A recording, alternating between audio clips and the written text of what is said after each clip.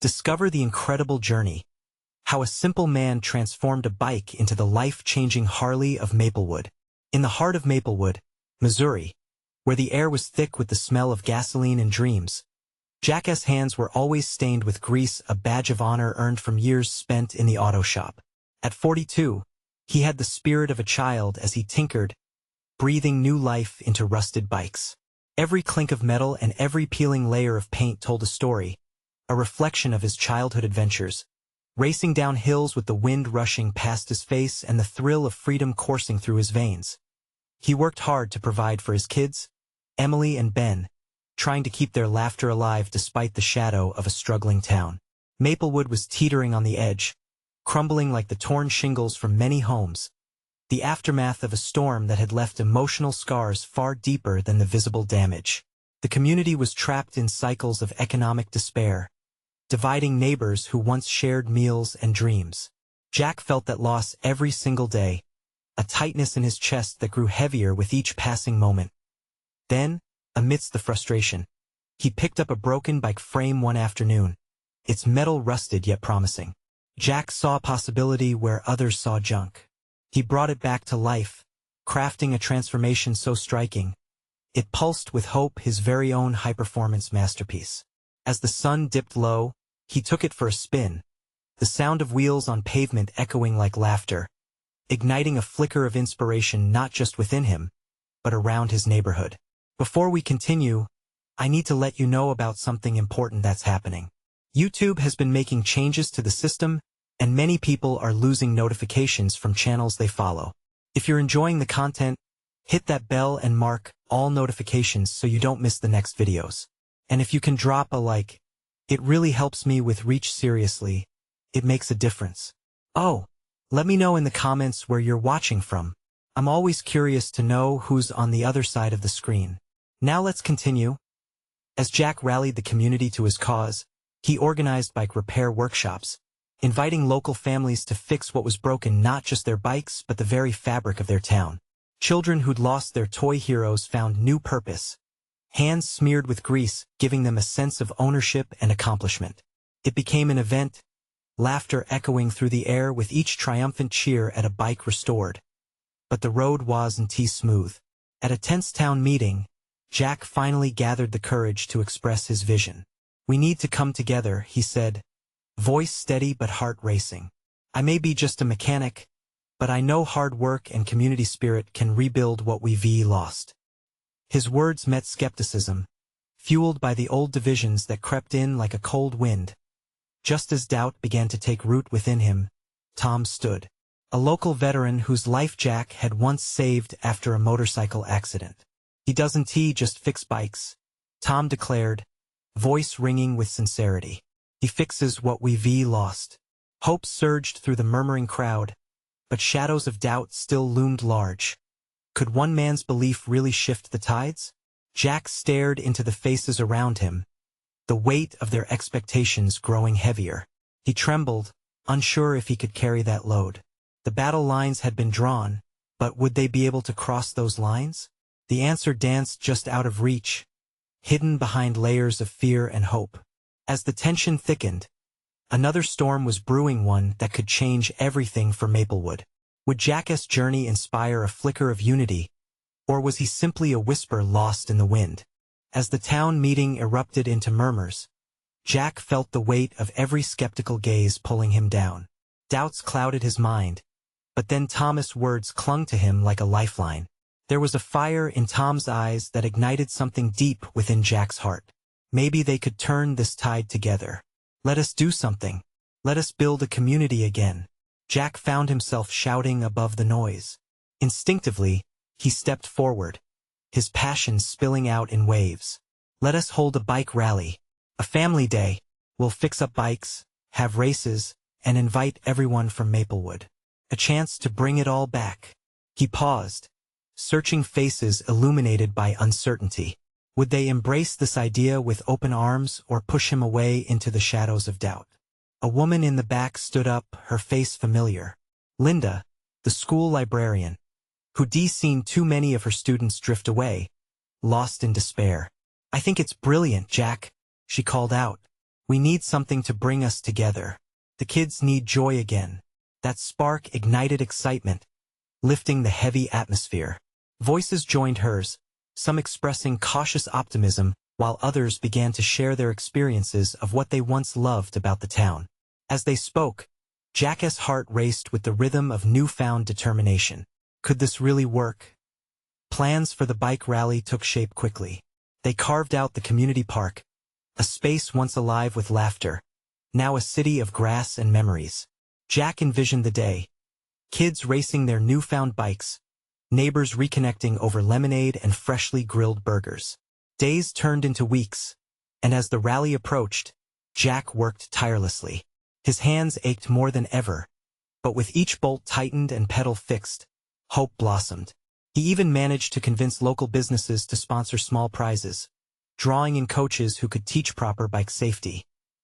Behind the scenes, whispers of excitement spread through Maplewood. People began to show up at Jack's shop, eager to learn how to repair their bikes. They shared stories, moments of light cutting through the long shadows of hopelessness. However, the week before the rally, a storm cloud formed on the horizon.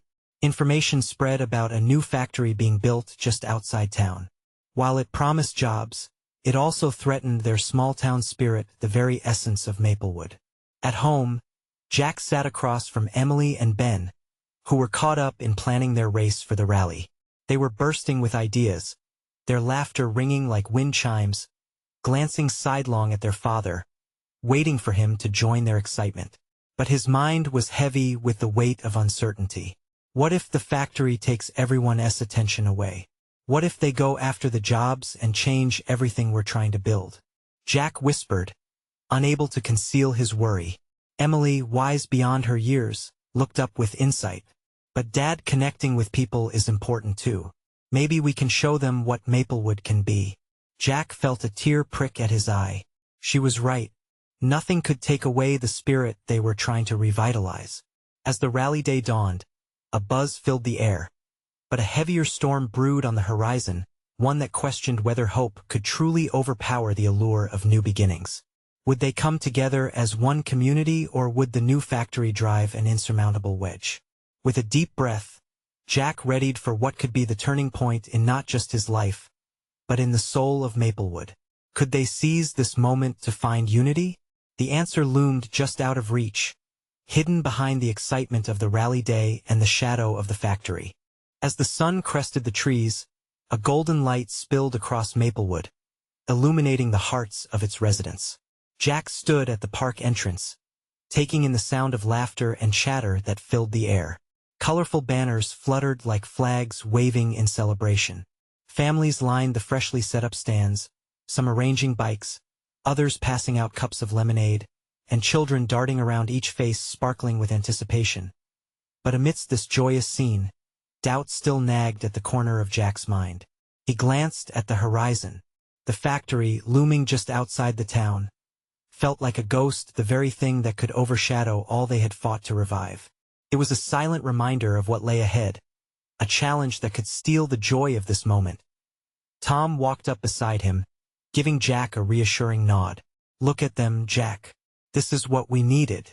This he emphasized, sweeping his arm toward the families enjoying themselves, is Maplewood. Not some factory trying to take our spirit away. With a deep breath, Jack tried to absorb this truth, what this rally represented. He and Tom joined the bustling crowd, excitement swirling around them. Emily and Ben were already busy at a small booth, helping their new friends decorate their bikes with streamers and colored tape.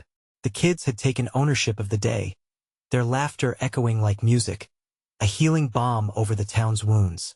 Hey Jack, come check this out, Emily called, her voice cutting through the noise. Jack turned to see her and Ben beaming over a particularly decorated bike. It was bright pink, adorned with daisies and ribbons. The little girl riding it was in full flow, pedaling with all her might, cheeks flushed and laughter bubbling out. Jack felt a wash of love for his children swell within him. They had found their joy, their connection to this community. The kids had initiated something special, and soon other children began to take part in the races that had been organized. A sense of camaraderie sprouted among the families, new friendships blossoming in the shade of the old oak trees. Families exchanged waves and smiles, and for a moment, time fell away, leaving only happiness behind. But just as Jack began to breathe easier, a voice broke through the laughter. It was Derek, the town's mayor, striding toward the podium. The enthusiasm that had rolled like a wave through the crowd now faltered at the sight of him. "Everyone, can I get your attention?" he called out, a manila folder clutched firmly. The rally thrummed with anticipation. As the crowd quieted, the sunshine seemed to dim in Jack's chest, and his heart beat louder in his ears. "Today we celebrate our community, but I also want to address the new factory bridging into Maplewood. It will create jobs." Derek's words rolled on, but Jack's heart sank. Tension rippled through the crowd as murmurs began to rise. Jack looked around, scanning faces. Hope mingled with fear. Would this rally truly unite them? Or was it just a fleeting moment before reality struck back hard? "Kids, enjoy the races," Derek continued. "But this factory could bring us something we desperately need." Jack felt the warmth of the day turn cool in his veins. It was a mixed message, a shadow creeping back into the light. What if the excitement they built today could be unraveled by the reality that lay ahead? Suddenly, Ben pushed through the crowd, his face full of resolve as he stood beside his sister. "Dad, what if we showed everyone what we have right now? Not just with the rally, but forever?" Jack's heart raced at the fire behind his son's words. "What do you mean?" he asked, almost desperately seeking a thread to cling to. "What if we keep doing events like this? We don't let the factory change who we are. We keep building our community." His children's enthusiasm was contagious. Maybe they could turn the tide after all. As the laughter resumed, Jack's fear slipped just out of reach.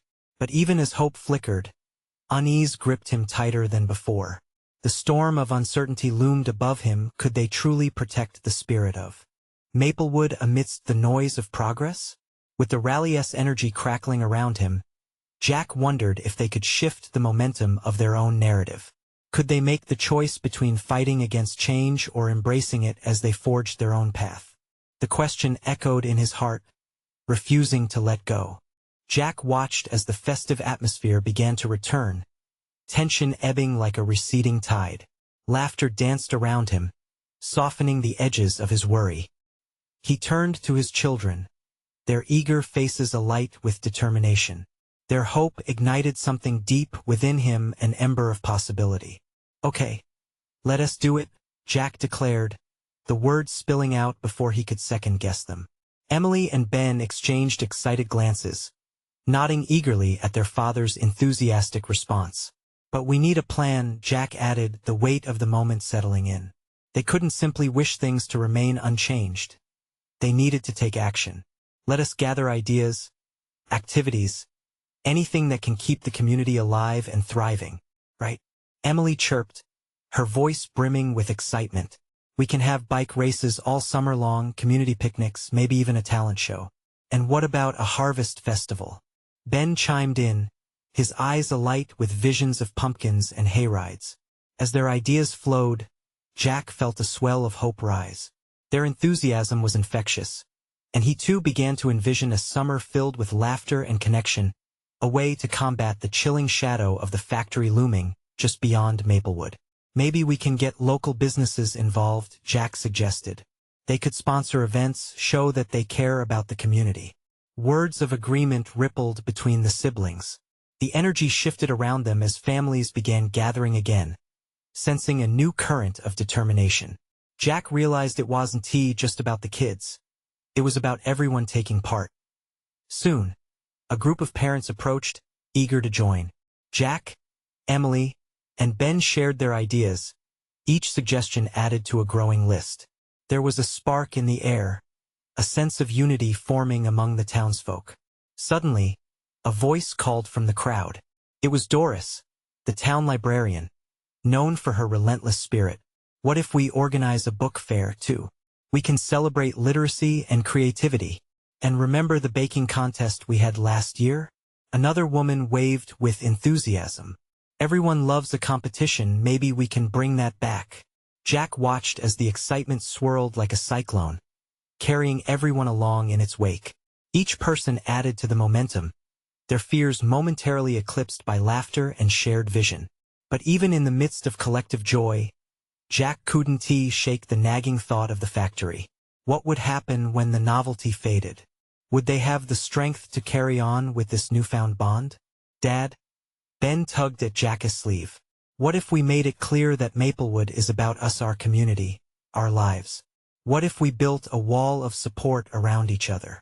Jack knelt down, meeting his son's gaze. That's not a bad idea, buddy. Reminding ourselves of what we cherish could keep us stronger against anything, including that factory. As the celebrations rolled through the afternoon, a tangible shift took hold, wrapping around Jack like a comforting quilt. The community felt rejuvenated, as if they were reclaiming something precious that had been at risk of slipping away. But just as the sun dipped lower in the sky, painting the horizon, something caught Jack's eye. A group of individuals stood near the factory shadows in the fading light. Murmurs rippled as Jack's thoughts spiraled again into uncertainty.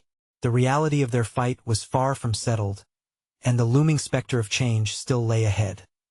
What were those people doing? Were they supporters or opponents? The question tugged at his heart, reigniting the flicker of fear. Jack straightened, scanning the crowd who were still oblivious to the shadows beyond their joy. They were ready to stand together, but were they truly prepared for the storm that might be brewing? He took a deep breath. The rally had sparked something special, but as the echoes of laughter mixed with the sinking sun, Jack knew the real test was yet to come. Would they be able to preserve their spirit and purpose against the encroaching change? As night fell, a question lingered in the air, thick with possibility. Would this moment of unity stand strong enough to face the trials ahead? The shadows moved closer to the factory, twisting in the dim light like dark whispers. Jack's heart raced as he squinted to catch a glimpse of the figures standing in the distance. He exchanged a quick look with Emily and Ben, who had been caught up in the magic of the moment seconds earlier. Their joy faded in an instant. "Stay close," Jack said firmly, trying to mask any doubt in his voice. He felt Ben's hand clutching his tightly, a physical tether grounding him in the swell of anxiety washing over him. The laughter and cheer from the gathering began to blur, as if each giggle and shout was being subdued by the weight of uncertainty. Jack's mind spun with questions. Who were those people? What did they want? His instincts screamed for him to dive into the crowd and shield his family, yet a part of him knew they had to figure things out together. "Let us go, Dad," Emily said quietly, her voice trembling slightly. "What if they're trying to hurt our plans?" Jack nodded decisively. "We need to find out. But remember, we're not alone." He turned back towards the group that had formed around the park, bright with flickering lights hanging from trees. They were all moving in rhythm, carrying hope with them. "Do you think they'll listen?" Ben's wide eyes reflected the uncertainty swirling in Jack's chest.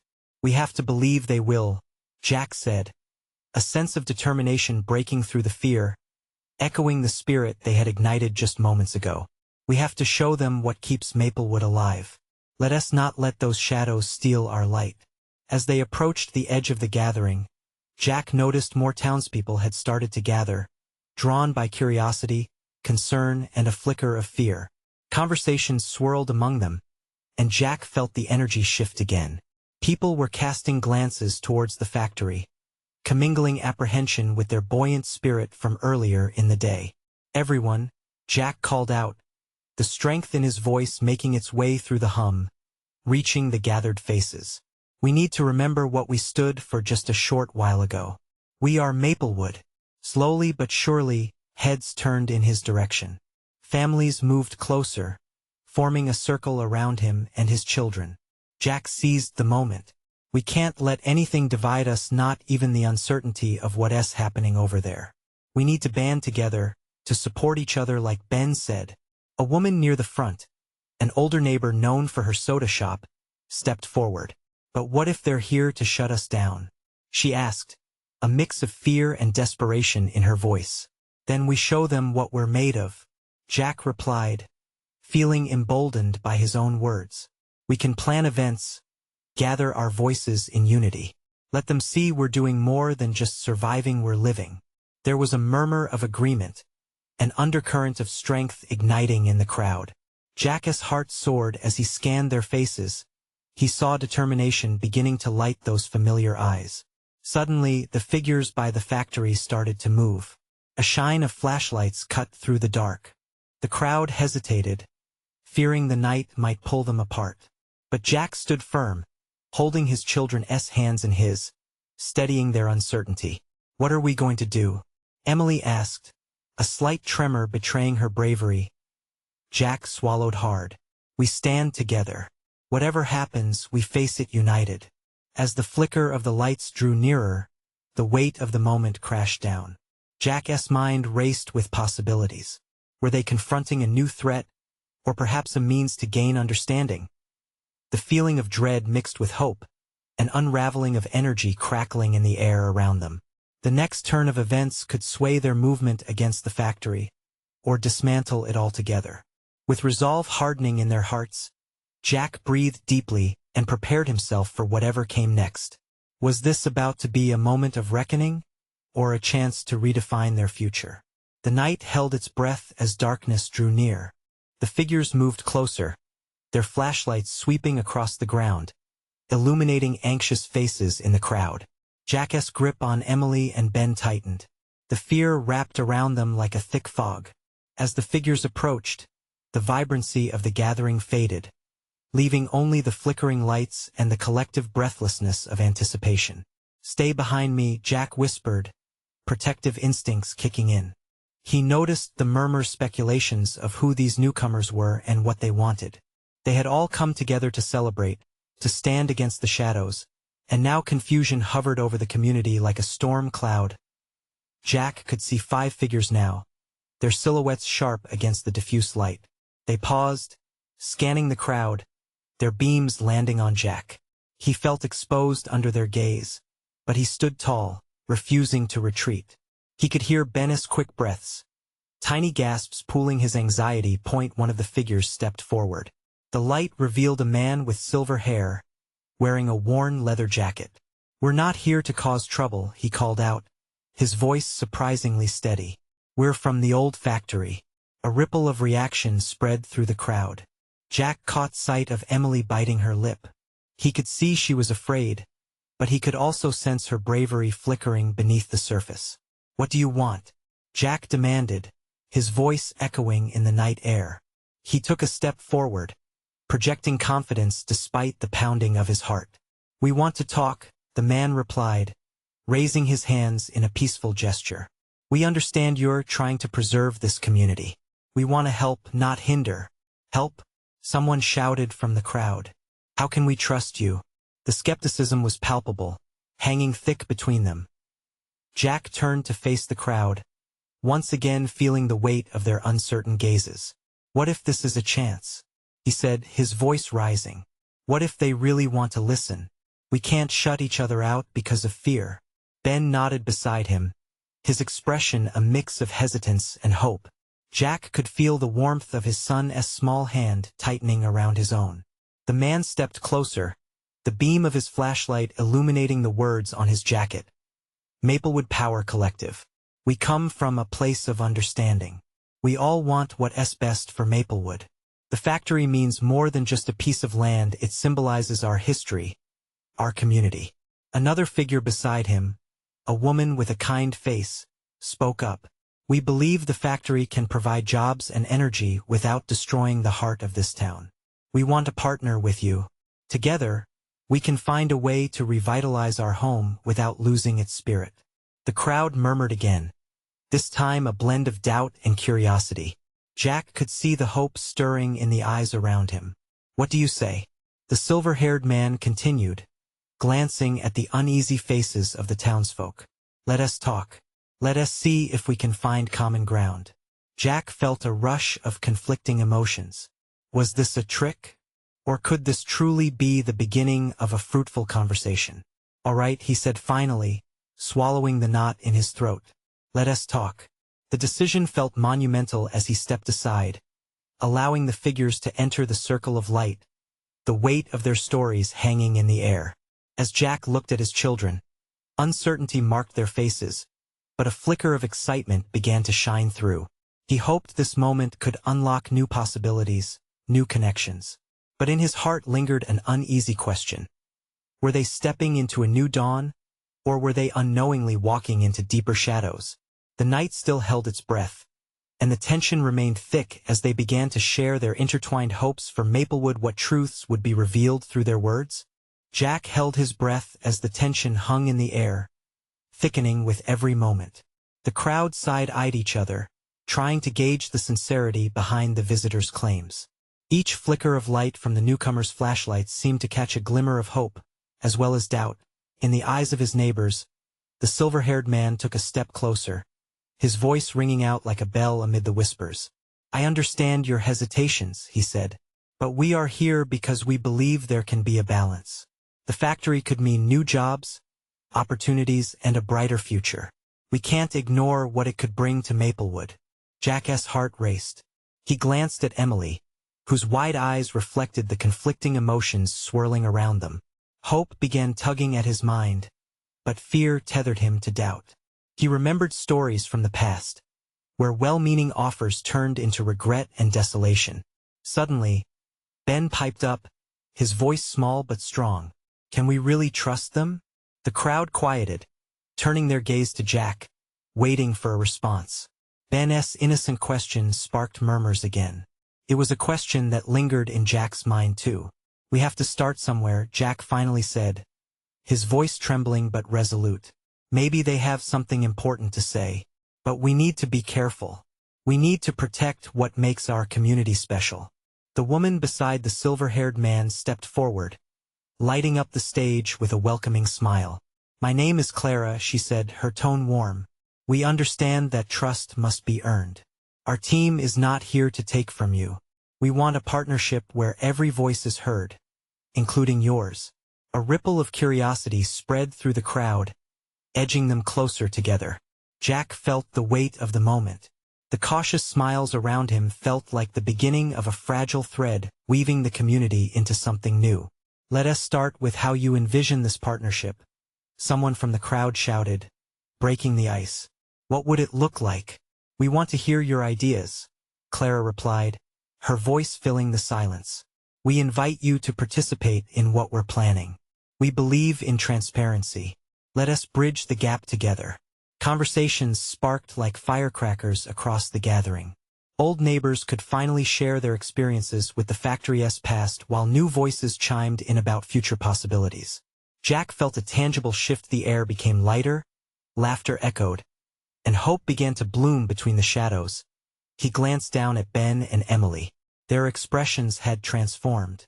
Where fear had once clouded their faces now sat intrigue, laughter, and a sense of unity that felt electric. Jack couldn't help but smile as he witnessed a collective exhalation of breath from the villagers, a tentative release of tension. As the dialogue grew around him, Jack felt his heart swell. Perhaps they were veering toward a brighter path after all.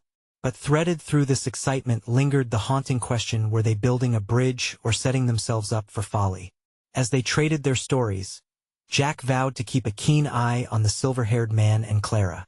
Just then, a loud sound pierced the night, a crash nearby, an echo of something tumbling to the ground. The vibrant exchange faltered as panic momentarily gripped the crowd. Jack's heart dropped into his stomach. What had just happened? He turned to see the expressions on their faces, fear mingling with curiosity again. This moment of joy now flickered uncertainly. Was it only a coincidence, or something more ominous sneaking back into their midst? The night felt electric once more, the shadows stirring. Jack's heart raced as he scanned the crowd, a mix of anxious faces reflecting his own uncertainty. The crashing sound echoed again, this time more distinct, a brittle snap, like glass breaking. Clara's reassuring demeanor faltered for a moment, her face paling under the flickering lights. Around them, whispers surged like waves. Was it a prank, an accident, or a sign of trouble? "Stay here," Jack shouted over the rising murmur as he grabbed Emily and Ben's hands, leading them back toward the edge of the crowd. The three of them needed distance from whatever chaos had erupted. Jack's mind raced. He was here to protect them, but how could he shield them from fear when it wrapped around them like a cold fog? The tension twisted tighter as he approached the source of the sound, a dim alley behind the hall. He peered into the shadows, heart pounding in his chest. What's happening? He called, voice steady, but inside he felt a roiling mix of dread and protectiveness. As he stepped further into the alley, flashlight beams illuminated the scattered debris of fallen crate, its contents strewn across the ground. Jack recognized the items, bottles of paint and old tools. It looked innocent, but something about the stray tools felt foreboding. Chaos behind a facade of laughter? He turned back to the crowd, which had begun to panic, edging away from the uncertainty. Clara was trying to calm everyone, her voice rising above the din. Please, stay calm. We're still here to talk. This isn't a threat.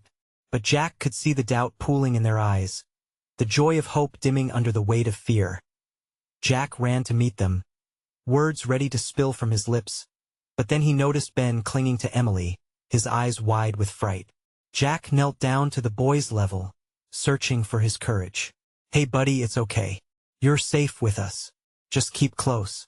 A brave smile from Jack, even if his heart felt far from steady. Aren't they bad people, Jack?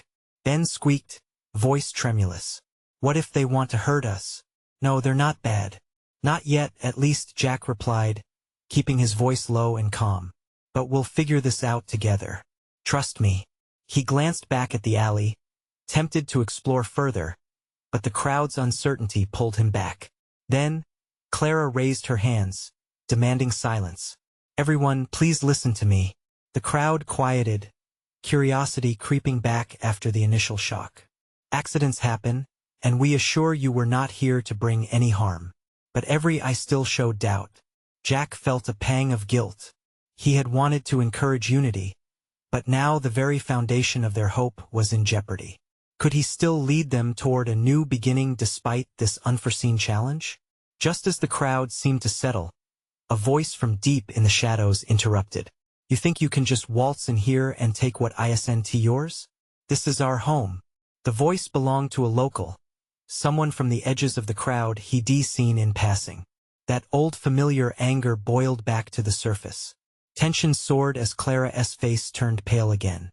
Jack felt his pulse quicken, realizing that this moment could tip into something dangerous. No, he shouted into the abyss. There must be a way to resolve this without violence. He stepped closer into the dim light, frame taut, words demanding respect. The crowd watched, breaths held, the electric atmosphere thickening with conflict. His heart raced. Was this the moment they would either fall apart or draw together? What would it take to unite everyone, to build that bridge he spoke of earlier, now teetering on the edge of chaos? Jack took a deep breath and prepared to speak again, knowing that whatever came next could change everything. Would he find the words that could bring them together, or would it all spiral down into distrust and despair? Listen, Jack shouted, his voice slicing through the tension like a knife. We're not here to take anything. We want to share what we have, to build something better, the towns, the communities we can all thrive together. The crowd shifted, eyes darting nervously between Jack and the figure looming in the shadows. The anger in the voice was palpable, but beneath it lay something deeper: fear. It mirrored his children's anxious faces and the doubt that painted Clara's expression. Build something? The voice retorted, stepping into the dim light. It was a man, rough around the edges, with deep lines etched into his face, each marking a different hardship. You think we want to play house with you city folk? You don't know what we've been through. Jack clenched his fists, fighting the instinct to back down. He felt the tension crackling in the air, the weight of the situation pressing down on him. I understand that you're scared, he said, softening his tone. But we're scared too. We're just trying to help, not hurt. All of us have something to lose. We all want a future we believe in. The man hesitated, brow furrowing. Jack seized on this. We can't let fear tear us apart. Let us talk about what we can create together. Not just for us, but for our kids. A murmur ran through the crowd, a ripple of doubt and curiosity. Jack glanced back at Emily and Ben, who were watching wide-eyed, clinging to each other. He felt a warm surge of determination rise in him. If he could connect with those in fear, maybe he could also connect with the anger. "Please," Clara chimed in, stepping beside him. "No more shouting, no more fear. Jack and I want to listen to your concerns. All of you." Her voice, usually so strong, trembled slightly, but she held out her hands, as if inviting them to step closer. "We want to hear your stories." The dynamics began to shift subtly. The underlying tension faded as a few curious faces ventured closer. Yet, the man didn't budge. Frustration still etched in his features. "You think words mean anything? You don't know what's at stake for people like us. We had to fight for everything." Jack let out a shaky breath. "I may not know your fight, but I do know about fighting for what's right, what's real. We're all looking for a better way to live. Not just you or me, but all of us. If we can meet halfway." Jack let the sentence hang in the air, hopeful. Suddenly, an older woman stepped forward, her face lined with years of worry. "Yes, right. We've been fighting against our neighbors for too long," she said, voice quavering but strong. "It's time we started searching for what brings us together." Her words struck like a spark in the dry brush of a forest. The murmurs grew, voices mingling together, infused with a mix of hesitation but also hope. Jack felt energy pulse through him. It could turn into something tangible and awakening, a chance for dialogue over hostility. The man now looked from Jack to the crowd, confusion and doubt intermingling. "What are you proposing?"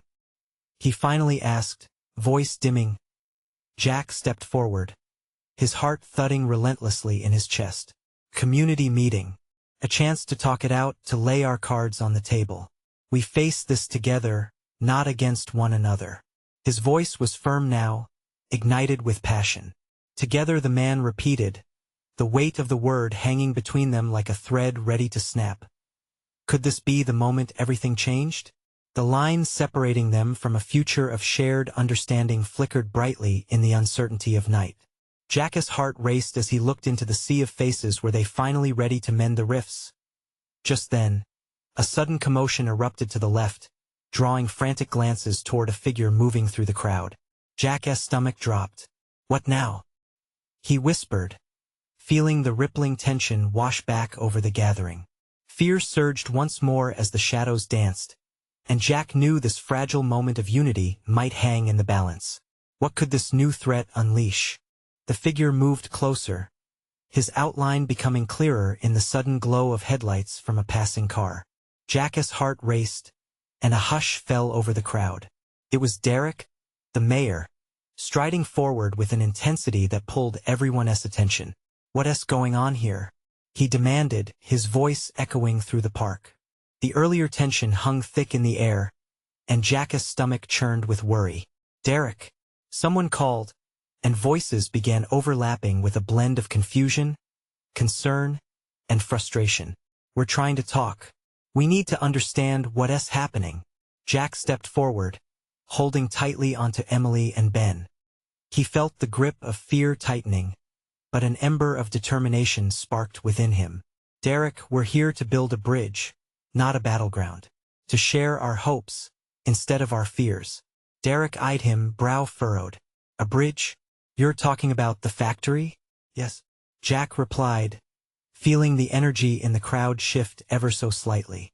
"But it can't be a factory, only it needs to be part of us, part of our community." He stepped forward, facing Derek directly. "We're hurting, but we have hopes too, just like you, and we need your support to make this work."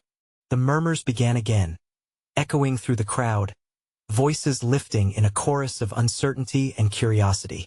Jack glanced at the man in the shadow, whose hardened face softened a fraction. Clara watched, heart pounding, her hopeful expression lighting up the dim evening. "Why should we trust you, Derek?" called out another voice from the crowd. "What can you give us that we can't build ourselves?" "I've stood with you before," Derek began, "and I won't abandon you now." His tone softened slightly. Jack sensed just a flicker of fear on the mayor's face, a vulnerability rarely shown. "But I need to know you're serious about this bridge." The man from the shadows joined, his voice gruff but steady. We all do. Maybe it's time to admit we're tired of fighting amongst ourselves. The words hung in the air, a tangible shift waiting to unravel. Jack felt relief wash over him like a gentle wave. Then let us come together. For our kids. For this town. Let us hold a town meeting where everyone can voice their fears and dreams. How will we do this? Someone questioned, and the crowd turned to Jack, all eyes on him. We'll create a schedule of events, maybe once a month. Build those connections. Each of us has something important to contribute. The energy in the park shifted once again. Conversations began to flare up, little pockets of excitement igniting amongst the audience as hope rose like a tide. Families started nodding, encouragement bubbling beneath the surface. I know how it sounds, but we can't let fear guide us. We got to lead with our hearts, Jack continued, finding courage he didn't know he had. Small voices of support gathered momentum. Let us try it. Let us build the community we're missing. Jack's heart swelled with pride as he looked upon the faces of his neighbors. At his side, Emily turned to him, her face radiant with joy. Dad, look. She pointed to Ben, who was now stepping forward, encouraged by the unfolding unity. Yeah. Let us race our bikes but make it about helping, right? Everyone could share something they love. Ben exclaimed, his excitement contagious. The crowd erupted into laughter, tension breaking like storm clouds being swept away by the sun. Seeing their encouragement transform into solutions felt like pure magic. The mayor cleared his throat, despite the tensions still tangled in the air. Fine, he said, tone shifting. I'll help organize it. You have my word. Jack felt a choir of cheers rise in response. Some people even hugging each other, feeling the warmth of community wrap around their hearts. A beautiful tapestry of support began to weave through their shared stories, and the promise of unity began its delicate dance. Eyes flashed with interest, acceptance swirling in the community. Let us meet next week. Someone shouted. Let us plan this. As the crowd began to dissolve with excitement, Jack felt lighter, a weight lifting as the connections they created fortified a bond amongst them. That evening became a reminder. Hope doesn't always come from grasping at the unattainable. Sometimes, it grows through vulnerability and shared voices striving together. Jack held his children close, watching the dawn of this new endeavor unfold, where they could nurture the community's spirit. There would be obstacles ahead, sure, but they felt a bond forming, one sturdy enough to tell the world they were Maplewood. Together. I'm proud of you, Jack whispered to his kids as they walked home under the starry sky, the sound of laughter trailing behind them like a sweet breeze. And in that moment, Jack knew. Light can shine even in the shadows, and hope can outshine fear, if only you dare to embrace it. Now it's time for you to unite with us. Subscribe immediately to the channel to not miss the next exclusive stories. Leave a like now to feed the algorithm. We need your support more than ever. Comment your reactions and feelings about this inspiring ending. Share instantly this video with at least 5 friends who need to see this transformation. You need to take action now, because this is the moment to show your unwavering support. Don't wait not even one more second to share.